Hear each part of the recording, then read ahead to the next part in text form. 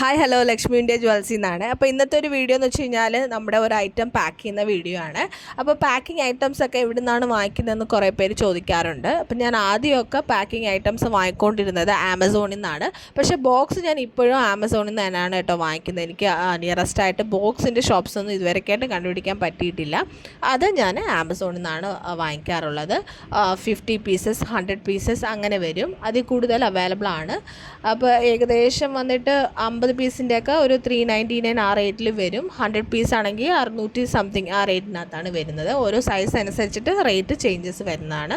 പിന്നെ നമ്മൾ courier packet ആദ്യമേ ഇതുപോലെ ആമസോണിൽ നിന്ന് തന്നെ വാങ്ങിക്കൊണ്ടിരുന്നത്. പക്ഷേ ഇപ്പോൾ നമുക്ക് ഹോൾസെയിലായിട്ടാണ് ഞാൻ എടുക്കാറുള്ളത്. അപ്പം അതിൻ്റെ പാക്കറ്റും ബബിൾ റാപ്പും ഒക്കെ ആ ഷോപ്പിൽ നിന്നാണ് വാങ്ങിക്കാറുള്ളത്. 100 മീറ്ററിൻ്റെ ബബിൾ റാപ്പാണ് ഞാൻ വാങ്ങിച്ചിട്ടുള്ളത്. അതിന് ഏകദേശം 400 റുപ്പീസ് വന്നിട്ടുണ്ട്.